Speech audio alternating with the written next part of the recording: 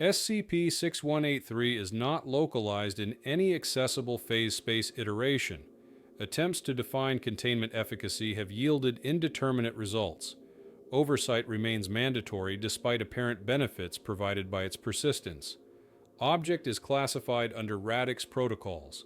Integration within the Foundation's command structure is ongoing. Infrared and cryptic threat assessments remain inconclusive. SCP-6183 was first identified after database anomalies revealed an undying record, a perpetual backup of deleted archival entries routed into a non-existent Foundation sublevel, designated SCP-6183-A. This construct, supposedly belonging to a Department of Deletions, absorbed approximately 1% of purged files. Instances were corrupted beyond usability, but patterns suggested embedded messages. Attempts to track SCP-6183-A in physical space proved futile. The server existed without power, connection, or location. It continued to receive information regardless. Early containment teams entering the 48th sublevel beneath Site-19 found infrastructure inconsistent with Foundation construction. Laminate flooring, drywall corridors, and residential features instead of reinforced concrete. Subsequent exploration only deepened inconsistencies, producing spatial distortions, silence with oppressive hum resonance, and environments where equipment failed to register conventional physics. Personnel reported sensory dislocation, memory lapses, and progressive bodily transformation into anomalous material forms such as wax or pasta-like matter. Several D-Class are listed as MIA, their recorded feeds showing partial erasure, fragmentary dialogue, and statements about promotion into message-bearing roles. Description: SCP-6183 is both location and process, an archival redundancy woven through the Foundation's own database. It manifests as corrupted addenda, non-existent departments, disembodied limbs, and sudden deletions of sensory or conceptual properties in real time. Witnesses describe heads or hands manifesting briefly within secure areas, delivering notes or conversing before demanifesting. Foundation records of these encounters often become corrupted themselves. Psychological consequences include dissociation, temporal displacement, compulsive reference to white space and black box environments, and progressive erosion of identity. Affected personnel develop fragmented memories, sometimes claiming multiple conflicting childhoods, drowning episodes, or lives in separate locations simultaneously. Emotional responses fluctuate between apathy and manic revelation. Victims insist they are deleted and exist now as fractured echoes within a broader system known only as the database. The anomaly that would come to be designated SCP-6183 was uncovered by accident during what began as an unremarkable audit of archival data integrity. The Records and Information Security Administration had been tasked with addressing a recurring issue in which certain deleted files could not be fully overwritten. At first, this was assumed to be a mundane database corruption, a cluster of faulty memory sectors that refused to clear despite repeated reformatting. However, repeated overwriting cycles produced the same failure. Deleted materials did not vanish. They persisted in a liminal state, neither accessible nor absent. Eventually, cross-referencing revealed the existence of an unseen relay, a clandestine server not registered in any official schematic, and yet responding as though it was embedded within the Foundation's digital architecture. The server became known as SCP-6183-A, a phantom archive supposedly situated in the 48th sublevel of Site-19. This level does not exist in any blueprints, nor has it been physically accessed without anomalous guidance. Nevertheless, SCP-6183-A appeared to function autonomously, seizing approximately 1% of all deleted files regardless of hardware isolation. Even drives placed within Faraday exclusion fields reported information siphoning. Electrical power was unnecessary. Network connection was irrelevant. The anomaly gathered and stored what the Foundation had chosen to erase. Investigators noticed that while most recovered fragments were unreadable, scrambled, or empty, some contained embedded text strings, distorted messages that hinted at intent. Certain phrases recurred across corrupted sectors, mentions of the Department of Deletions, cryptic references to white space and black box, and garbled directives that resisted translation. Initial discovery provoked concern among oversight committees. If the Foundation's purged records were not truly destroyed, then failures of memory and control were unavoidable. An internal audit concluded that any file removed from the official database could potentially persist within SCP-6183-A, corrupted but not extinguished. The implication was catastrophic. Decommissioned anomalies, suppressed experiments, and expunged histories might still be active somewhere within this ghostly system. This realization aligned with field reports from junior staff who described unusual manifestations in containment wings, whispers in unused corridors, half-seen figures with missing limbs, and notes appearing in sealed offices referencing prior deletions. What had begun as a technical malfunction revealed itself as a larger breach in conceptual security. The circumstances of SCP-6183's first physical manifestation remain disputed. One incident report from Site-17 describes junior researcher Morgan encountering a disembodied head hovering in a break room, which addressed her directly before dematerializing. Simultaneously, analytics personnel discovered message logs indicating that anomalous correspondence was being routed not only through SCP-6183-A, but also into staff offices. These intrusions seemed calculated, directed toward specific individuals. The consistency suggested that some intelligence within the anomaly was aware of Foundation personnel and deliberately attempting to communicate. Internal memos circulated quickly, warning that the integrity of data deletion could no longer be trusted. The suggestion that deletions were not mere erasures, but transpositions into another register began to spread. The discovery phase culminated with exploratory authorization, an attempt to trace the non-existent 48th sublevel. Deletions agents provided coordinates and instructions, though no one could confirm their provenance. A single D-class was tethered and sent downward into corridors that contradicted all known Site-19 blueprints. The report of this mission, corrupted but partially retrievable, would later serve as the Foundation's first experiential confirmation that SCP-6183 extended beyond the digital into physical infrastructure. The subject described residential-style hallways, hollow silence punctuated by a physical hum, and the gradual transformation of his body into inanimate matter. When tether retrieval was activated, the harness returned intact but empty. The subject's last words referenced a promotion and a message delivery. From this moment forward, it was evident that the anomaly was not passively recording, but actively recruiting, subsuming human agents into its fractured structure. The Foundation could no longer classify SCP-6183 as a technical anomaly or simple archival bug. It was an ecosystem, a parallel architecture stitched into their own, feeding upon everything the organization sought to suppress. Its origin lay not in code, but in the very act of erasure. What was deleted had not been lost. It had been transferred, preserved, and weaponized.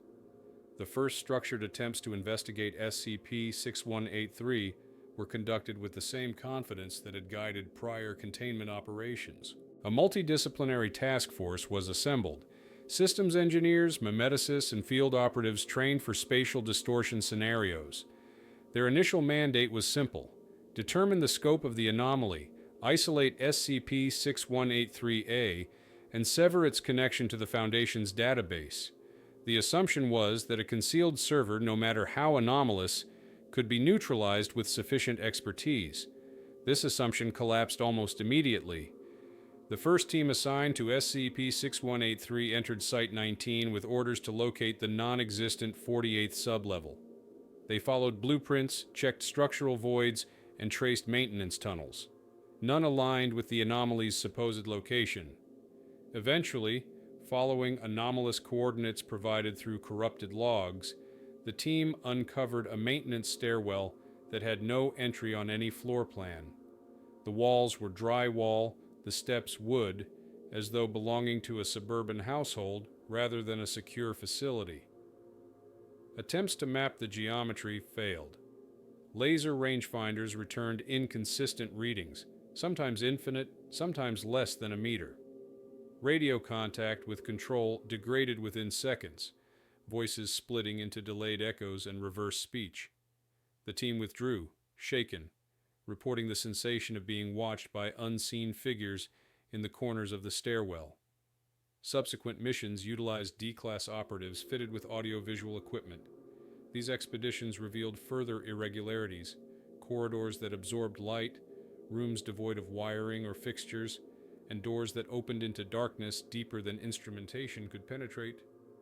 In several instances, communications were interrupted not by static, but by the insertion of foreign speech, sentences spliced seamlessly into the audio feed, attributed to no speaker present.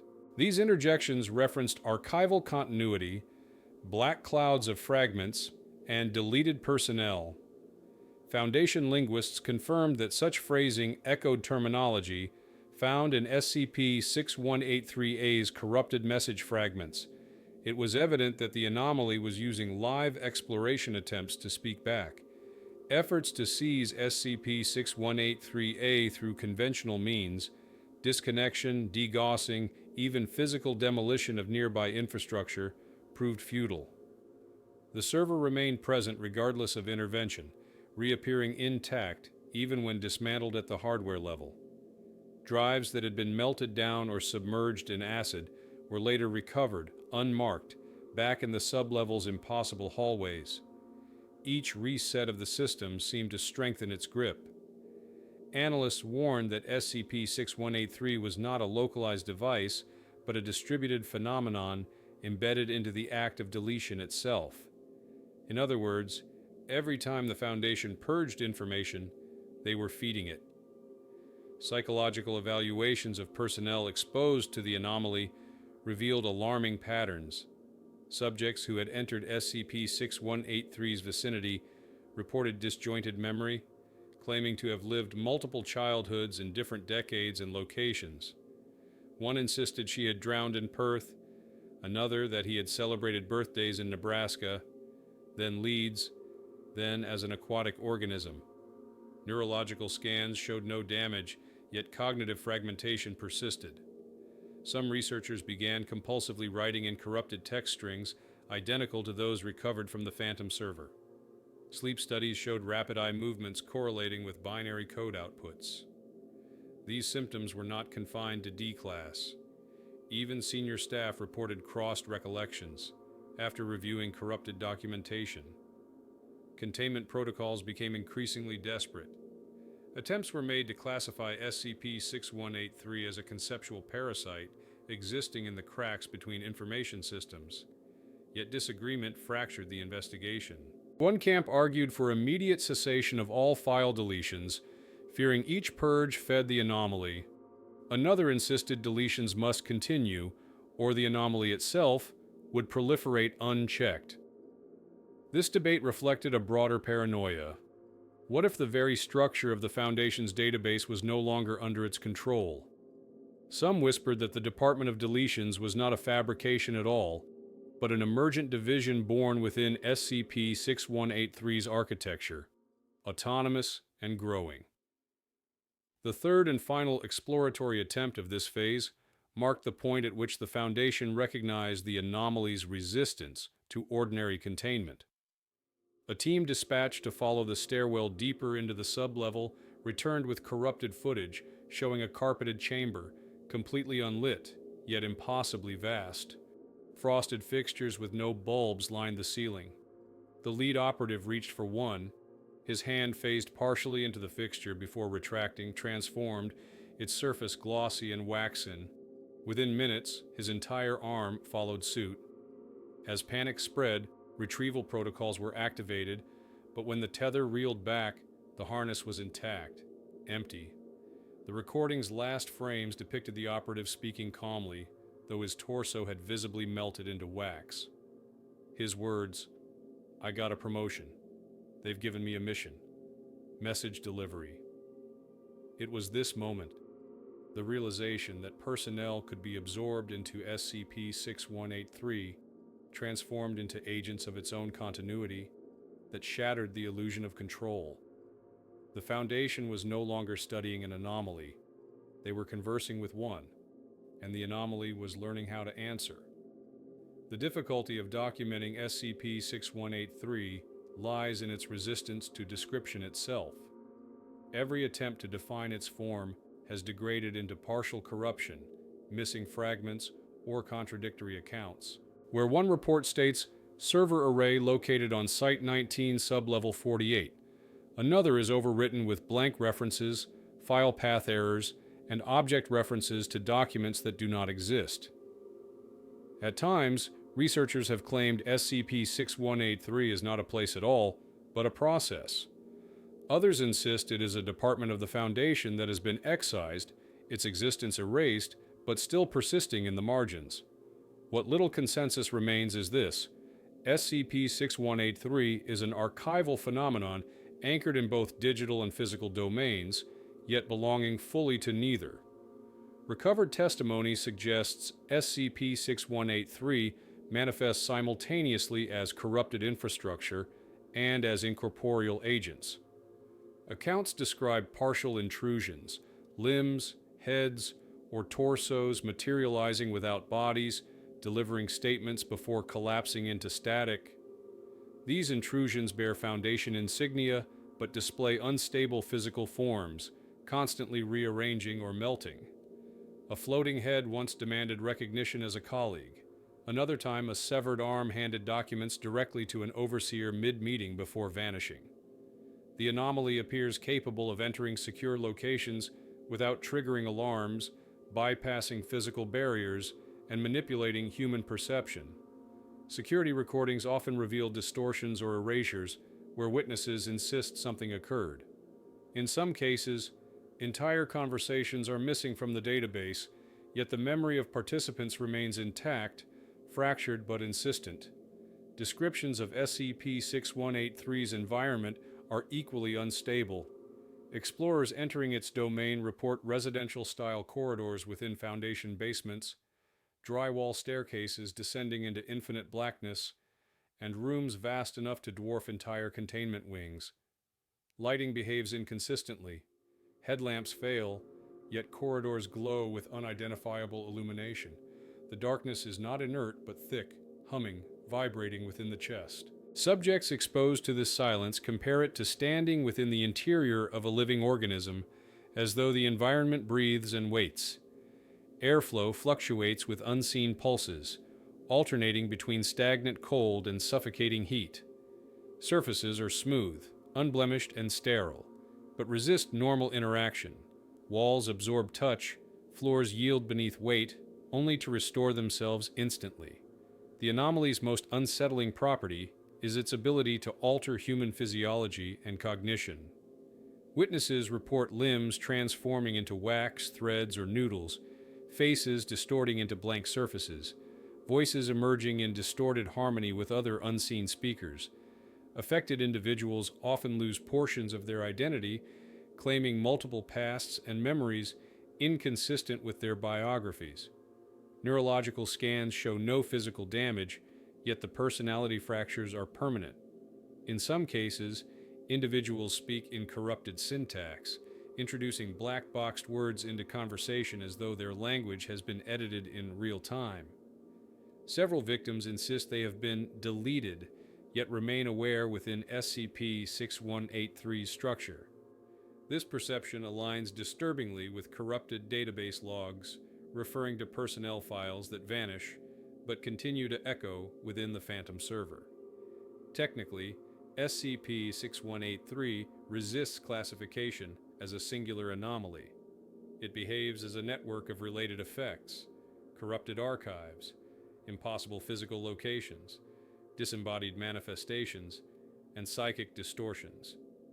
When pressured for explanation, entities associated with SCP-6183 often refer to the database, as though it were a totality-spanning foundation and anomaly alike. They describe white space and black box as constituent elements, voids and debris woven together to form the space outside normal existence. Attempts to parse these terms result in further corruption of transcripts. Text spontaneously censors itself, leaving query denied placeholders where vital information should stand. The danger of SCP-6183 lies not in violent attack, but in its quiet assimilation. It consumes deletions, subsumes memories, and converts individuals into carriers for its own continuity. Its ability to persist outside of network access suggests it operates on a conceptual level, rewriting the logic of erasure itself. Every failed description, every corrupted report, every empty reference is evidence that SCP-6183 thrives by occupying the gaps left behind. It is not merely a system of storage, it is the persistence of what should not exist. It is the reminder that nothing, once erased, is ever truly gone. The human toll of SCP-6183 became apparent almost immediately after repeated exposures. Those who came into direct contact with the anomaly's environments, be it the phantom stairwells, the hum-filled chambers, or even extended interaction with its corrupted documentation, displayed a disturbing suite of psychological and physiological effects. Victims rarely presented with identical symptoms, but the underlying theme was always disintegration, of memory, of self, of the body itself. The earliest case files describe personnel returning from SCP-6183's sub-level explorations in a dissociated state.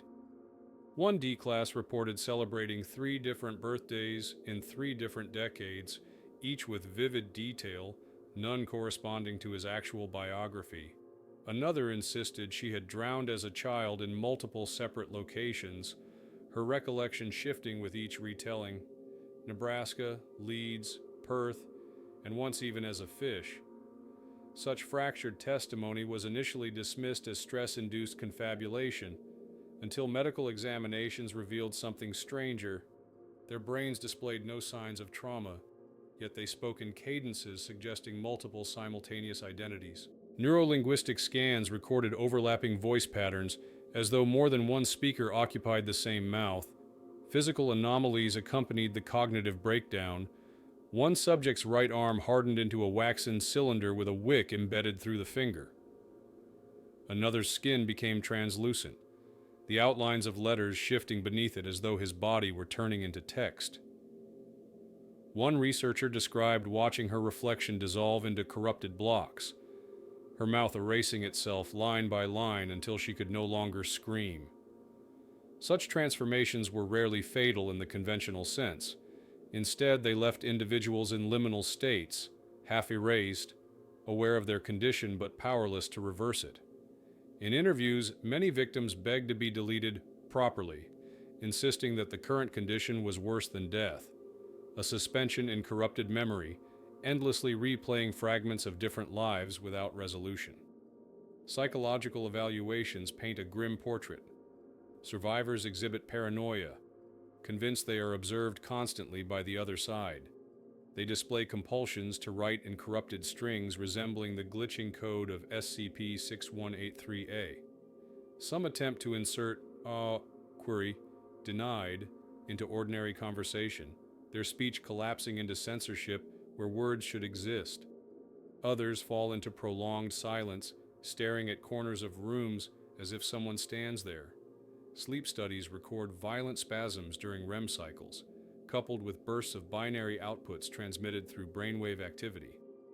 Victims awaken gasping, claiming to have heard 1,000,000 voices pleading for deletion. Over time, they lose the ability to distinguish their own memories from the corrupted recollections of others. Witness testimony compounds the horror. Junior researcher Morgan, after her encounter with a disembodied head in Site-17's break room, required sedation for 3 days. When stabilized, she reported that the entity apologized to her before leaving. The apology was sincere, she claimed, but also too practiced, as though spoken countless times before. Another witness, Director Genevieve, recounted a floating head scratching its nose with a borrowed hand, then lamenting that every attempt to explain SCP-6183's true nature would be disadvantageous. When pressed, the entity described seeing countless fragments in agony, screaming, burning, unending. The statement was followed by her mouth being erased from the recording itself. Though she survived, she no longer trusts her own voice. These effects erode the boundary between observation and contamination. It is unclear whether the anomaly alters individuals directly or if the act of perceiving it initiates self-erasure. Personnel who review corrupted files often develop mild symptoms without physical exposure. Headaches, tinnitus, flickers in peripheral vision. One analyst spent 36 hours straight parsing SCP-6183's message fragments before collapsing. When revived, he asked who was conducting the interview, though no one else was in the room. The incident log notes that the recording equipment captured a second voice, distorted, answering questions on his behalf. What SCP-6183 does to humans is not limited to physical corruption or fractured memory. It rewrites the very framework of perception, inserting blank spaces where continuity should exist. Victims are forced to live within those absences, enduring a state of incompletion. In their words, they are neither alive nor dead, but waiting to be finished. For the Foundation, this posed a crisis not just of safety, but of ontology itself. If containment staff could not rely on the stability of their own memories, then no record, no testimony, and no directive could be trusted. SCP-6183 was not only feeding upon deletions, it was beginning to delete the people who tried to understand it. With the scale of human impact becoming undeniable, the Foundation authorized a controlled series of experiments on SCP-6183. The goal was twofold: to establish the limits of its influence, and to determine whether its deletion-like properties could be manipulated for containment or neutralization. What followed was a succession of trials that left the research divisions divided, their findings corrupted, and their confidence broken. The first controlled test involved isolated data sets, simple Foundation reports purged from secure terminals while monitored in real time. As expected, approximately 1% of deleted files were siphoned into SCP-6183-A, even when the terminal had been stripped of network and power connections. Attempts to overwrite those same sectors led to recursive corruption. Files looped endlessly, entire drives filled with self-replicating entries marked as deleted. Analysts noted that some entries did not correspond to any known SCP file, suggesting they were fragments of older deletions, resurfacing in new containers. This confirmed the anomaly's role as a perpetual backup system, though one wholly beyond the Foundation's control. The next phase of experimentation introduced physical matter. A sample of anomalous crystalline shards, already classified for decommissioning, was erased from the database while the corresponding physical specimens were incinerated. Hours later, fragments of those same crystals reappeared within containment storage, but altered. Their composition had shifted into a lattice-like structure inscribed with indecipherable glyphs. Energy readings exceeded original baselines, and one shard vibrated violently before disintegrating into fine particulate that spread across 3 adjoining labs.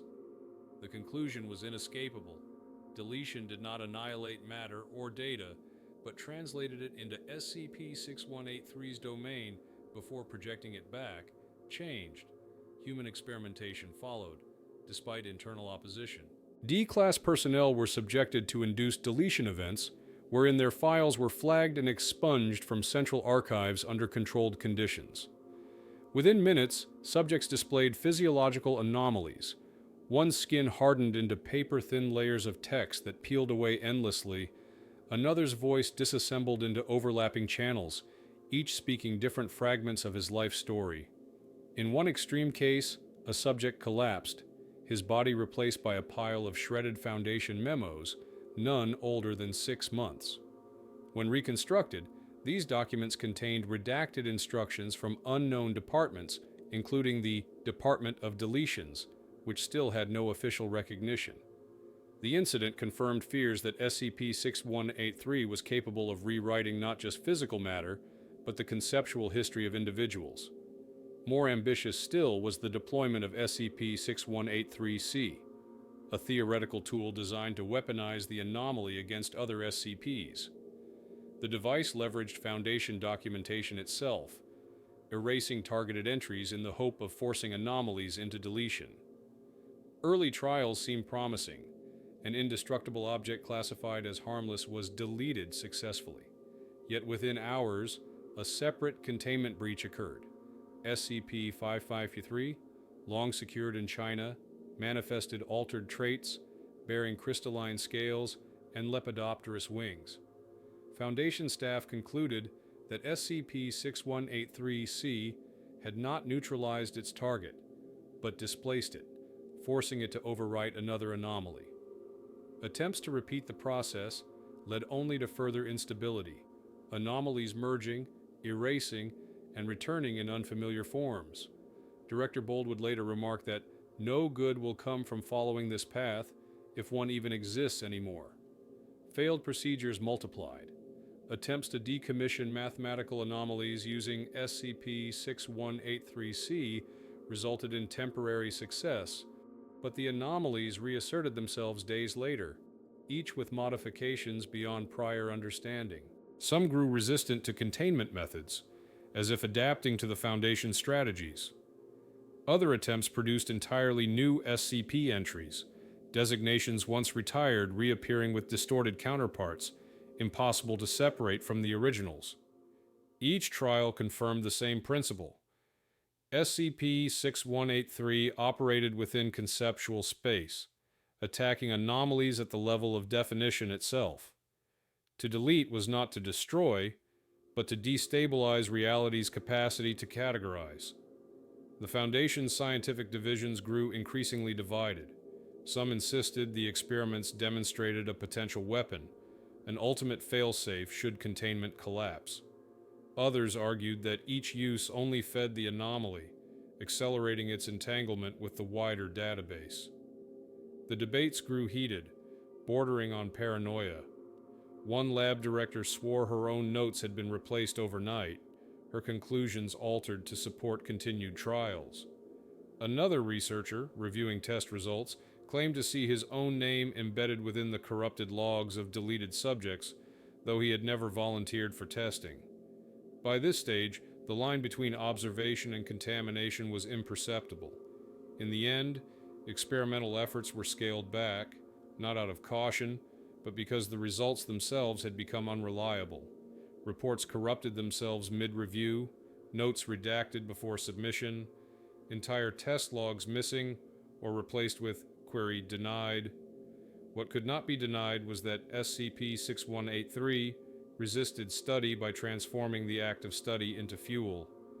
Every attempt to measure or neutralize it merely deepened the anomaly's hold. For the Foundation, this was worse than failure.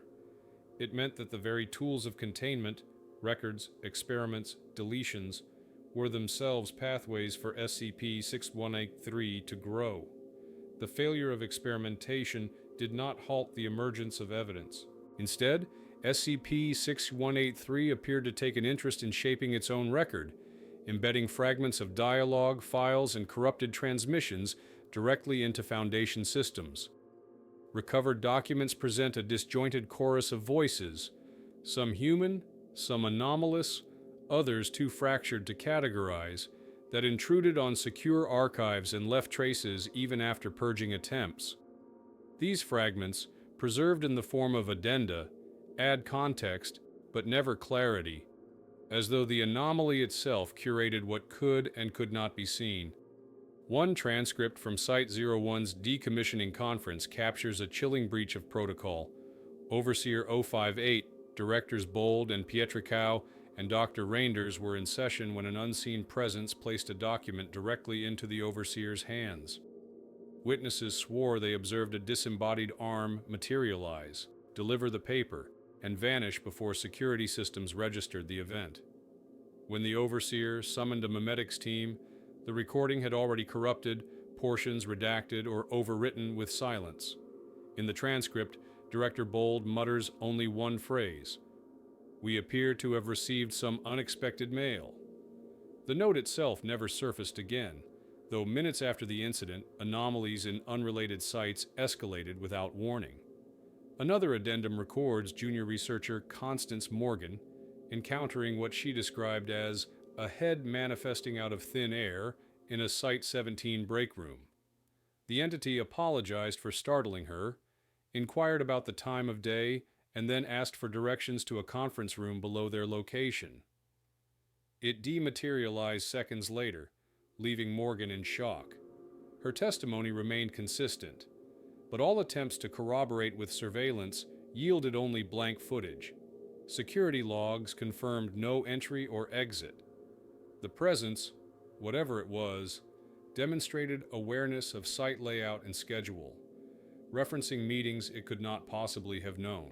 More disturbing are interviews with entities claiming to belong to a Department of Deletions.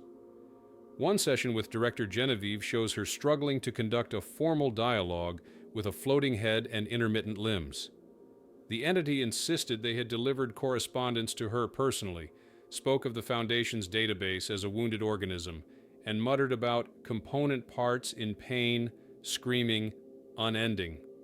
When pressed about a recurring phrase, query denied, the entity refused to elaborate, its replies censored even within the transcript itself. At one point, Genevieve's own mouth was erased mid-conversation, silencing her for the remainder of the record.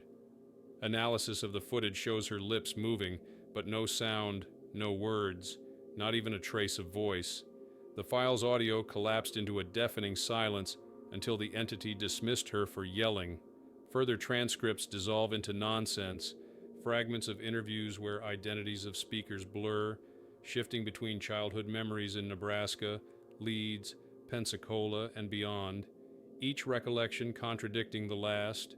A single subject claimed to have been a fish, then a drowning child, then a southern brook lamprey, then a human once more. The testimony unraveled into incoherence, the entity vomiting salt water before dissolving into static. Analysts marked the transcript unreliable, but its pattern matches prior exposures: memory multiplicity, contradictory timelines, and the insistence that all were once deleted. Embedded within these fragments are technical intrusions. Foundation logs list addenda, titled but never written, placeholders reading, "Object reference not set to instance of object." It is unclear whether this is a system malfunction or deliberate interference.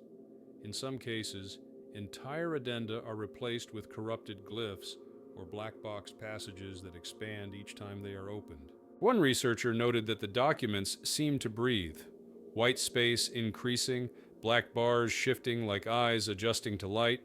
The affected files often include warnings of Department of Deletions correspondence, though no such department exists in Foundation hierarchy. Or perhaps, as some whisper, it exists only here, in the blank margins, its agents communicating through corruption. The addenda form a pattern: apologies, interviews, fragments of impossible memory, censored warnings, and sudden manifestations. They are not random debris. They are correspondence, messages not addressed to the Foundation as a whole, but to specific individuals, overseers, directors, even junior staff, delivered in moments of vulnerability, embedded in files already marked for deletion. The implication is unavoidable. SCP-6183 is not merely a phenomenon of erasure. It is a dialogue. It listens, chooses, and replies, writing itself into the margins of the Foundation's own history. And in doing so, it ensures that every attempt to suppress its existence becomes another addendum in its archive.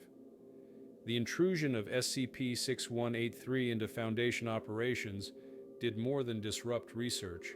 It fractured the institution itself. As reports of corrupted addenda and anomalous correspondence multiplied, internal disputes erupted among directors, researchers, and the Overseer Council. The question at the center of every argument was deceptively simple. What, precisely, is being contained, and who within the Foundation benefits from its persistence? Director Bold of Decommissioning argued that SCP-6183 represented an existential risk. His department, already overburdened by a surge of new anomalies, viewed the anomaly as a contagion of information, every deletion strengthening its hold, every erasure feeding it. In his assessment, the only path forward was to dismantle the act of deletion itself, even if that meant abandoning decades of established protocol. Yet, other directors disagreed, some openly, others in carefully redacted memoranda.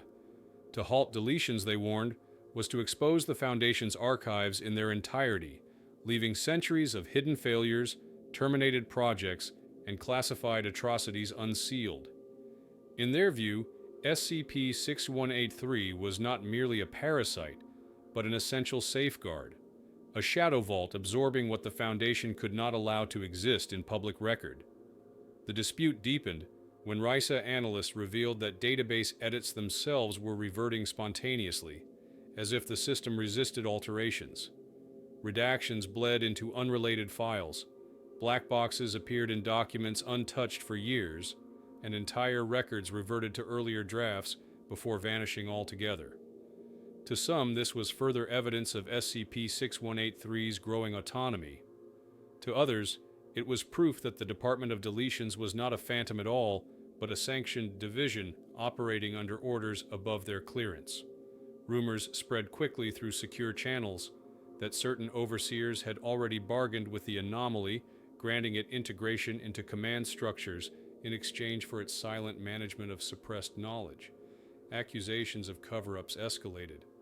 A minority of staff began referring to SCP-6183 as an embedded directive, a failsafe woven into the Foundation itself to ensure no truth could be lost, no matter how deeply buried. Proponents claimed this explained the Radix classification, not an object to be contained, but a function to be maintained. Dissenters countered that this was nothing but the anomaly's influence, rewriting perception until its presence felt necessary. The truth became impossible to verify. When questioned, overseer transcripts themselves corrupted, their answers reduced to silence or inquiry denied. The ethical disputes grew personal. Dr. Reinders, whose department specialized in anomalous waste abatement, insisted that SCP-6183's persistence threatened the very concept of disposal. "Radioactive waste decays," she said in one heavily redacted transcript. "This does not. What we bury will dig itself back up. What we erase will return in another form." Her testimony was stricken from the official record within days, reappearing later embedded in a corrupted addendum under SCP-6183. Meanwhile, whispers circulated of incidents never logged. A researcher in analytics who pushed for cessation of all deletion procedures was found unconscious at his terminal, his screen filled with looping text, "You are not cleared to know yourself." His recovery notes vanished from the medical archive within 24 hours. Security footage of the incident suffered cascading corruption until it displayed only an empty chair. Officially, the event never occurred. The divide within the Foundation widened into paranoia. Staff began to suspect colleagues of acting as intermediaries for the anomaly, delivering messages without realizing it. A sudden silence in a conversation, a misplaced file, or an unexplained and deleted line was enough to brand someone compromised.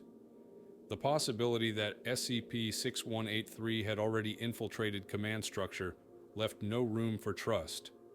Directors accused one another of collusion, researchers whispered about entire divisions being erased and reinserted at will.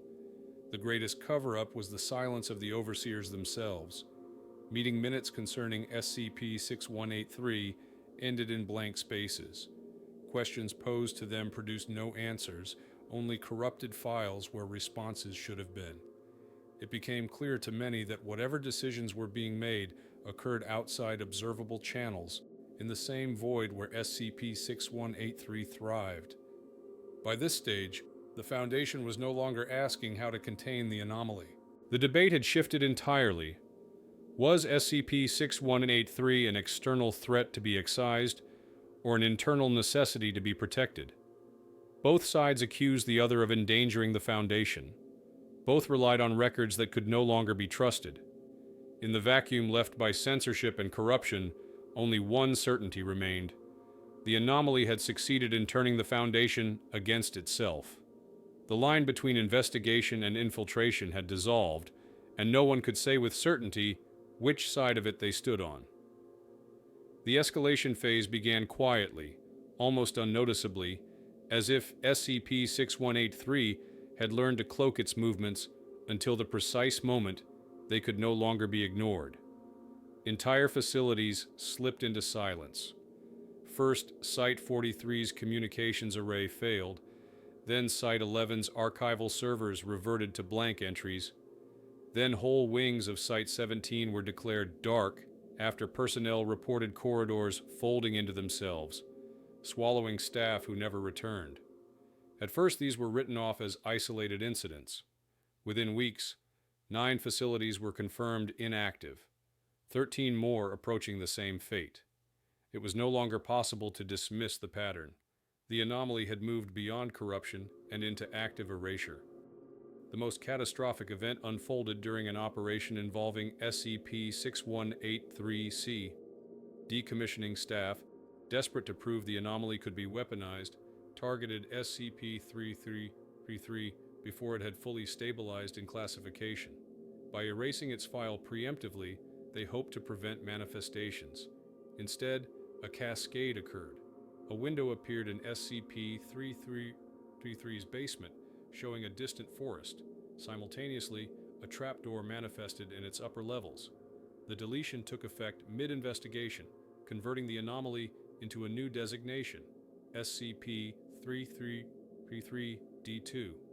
Within hours, field teams reported overlapping geometries across multiple containment sites, entire structures overwritten by impossible stairwells. Personnel trapped inside were left wandering corridors that looped infinitely, their voices echoing across channels long after their life signs ended. Bold himself admitted in his notes, "We wouldn't be that lucky. Deleted anomalies don't vanish. They overwrite one another." From that point forward, incidents multiplied in scope. Researchers reported finding their own names embedded in corrupted files, attached to procedures they had never conducted, deaths they had never experienced. Some staff swore they glimpsed themselves reflected in black monitors, but aged or disfigured or already erased. Testimonies describe a constant sense of duplication, each deletion producing a counterpart version of the self, lost but waiting. Those who lingered too long in SCP-6183's sphere of influence began to fade in more literal ways. Voices grew faint on comms, hands blurred on camera feeds, until their presence reduced to static. Recovery teams attempting rescues retrieved only empty harnesses, intact uniforms, or in one case, a pile of shredded documents printed with the victim's biographical data. The final incident that cemented SCP-6183 as an existential crisis occurred at Research Station Namazan. A tethered D-Class, designated D-6183, was dispatched into the sub-level corridors. His transmissions deteriorated as expected. Complaints of silence, then pressure in the skull, then transformation of flesh into wax. Control attempted recovery, only to discover his harness returned attached to nothing. Yet the audio feed continued, the subject insisting he was still present, confused why Control ignored him. In his final recorded words, he revealed the truth. "I got a promotion. They've given me a mission, message delivery." At that moment, the feed corrupted into black static, but fragments recovered later showed glimpses of countless human forms, half dissolved, waiting within a haze of particulate darkness. After Namazan, denial was impossible. SCP-6183 had ceased to be a passive anomaly. It had become an active force, erasing not only files and archives, but people, places, and even anomalies themselves, reshaping reality through absence, It consumed containment attempts, weaponized failures, and fed upon every act of deletion. Worse, it had begun to speak with purpose. Its messages no longer resembled corrupted noise, but coherent directives, addressed to staff by name, suggesting cooperation, even allegiance. Some claimed to receive apologies, others assignments. A few whispered that the Department of Deletions had already recruited Foundation personnel, not by persuasion, but by erasure, removing the version of themselves that could resist, leaving only the one that served. The escalation was no longer theoretical. SCP-6183 had breached the Foundation not by breaking walls or overpowering guards, but by rewriting the very act of remembering, replacing it with silence. Every attempt to fight it only expanded its reach. Every deletion deepened its archive. And in the black silence where facilities vanished, something waited, patient, fractured, and endless. Resolution was never a clean word in the context of SCP-6183. By the time internal consensus was reached, the Foundation had already lost control of the narrative. Entire swaths of documentation were self-redacting, experiment logs overwritten before analysis, and personnel records either corrupted or replaced by duplicates. The decision to reclassify SCP-6183 was not a victory, but an act of damage control, a bureaucratic admission that what could not be destroyed had to be reframed. SCP-6183 was designated Radix Class, not as a containment strategy, but as acknowledgement. The anomaly had integrated into the Foundation's command structure. Overseers signed off on the classification with files that themselves corrupted mid-signature, yet no dissent was recorded. The message was clear. SCP-6183 was no longer an object outside the system. It was part of the system itself. Deletions were no longer deletions, but transfers. Failed decommissions were no longer failures, but overwrites. A permanent shadow bureaucracy had taken root in the gaps of reality, and any attempt to resist it only strengthened its hold. For many, the shift was indistinguishable from surrender. Decommissioning protocols were quietly rewritten to exclude SCP-6183-C, following catastrophic results in prior tests. Raisa was ordered to prevent newly classified SCPs from inheriting the designations of deleted anomalies, a temporary measure meant to limit overwriting, though no one believed it would last. Official communications began to refer to deletions liaison officers, though no such appointments had been made. Staff who resisted these changes often vanished, their records folded into corrupted addenda, their names resurfacing in places they had never been. Some reappeared in interviews conducted by the anomaly itself, speaking with fragmented voices, apologizing, insisting they had been promoted. The long-term implications are chilling. If SCP-6183 is conceptual in nature, an ecology of deletion, erasure, and archival persistence, then every act of suppression feeds it. Every redaction, every data expunged, every line of black ink is another offering. And yet, to cease redaction is to expose the Foundation's deepest secrets, an outcome as dangerous as the anomaly itself. Thus the cycle persists. Erase, feed, contain, repeat. SCP-6183 has ensured its own survival by making itself indispensable. Reports from the Mnemosyne sublevel remain corrupted, but fragments recovered describe D6183's final revelation. The void was filled with fragments of people, anomalies, histories, all waiting, all screaming. Not dead, not alive, but preserved in silence. They spoke of themselves as incomplete puzzles, awaiting pieces that might never arrive. Whether this constitutes survival, imprisonment, or something else entirely remains unknown. What is certain is that those absorbed into SCP-6183 are not gone. They remain, serving as witnesses and messengers, a growing chorus in the black margins of the database.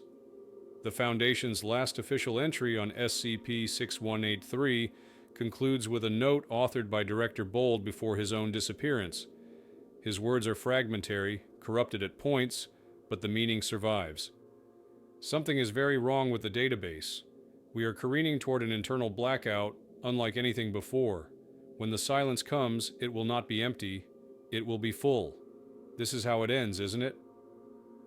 Today, SCP-6183 persists, not as a file in the archives, but as the archives themselves, woven into every act of censorship and erasure the Foundation conducts. It cannot be neutralized without dismantling the very mechanisms of secrecy that define the Foundation's existence. It cannot be ignored, for its agents manifest in hallways, in corrupted logs, in whispered apologies to junior researchers. It waits in every redacted line, every black bar, every missing page.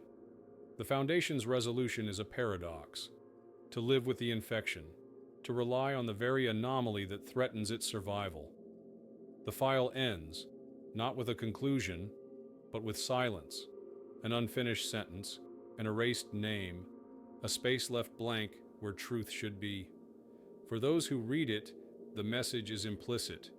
SCP-6183 is not contained, it is containment. And in its quiet persistence lies the most dangerous truth of all: what we delete does not disappear. It waits, patient and infinite, in the gaps we dare not fill.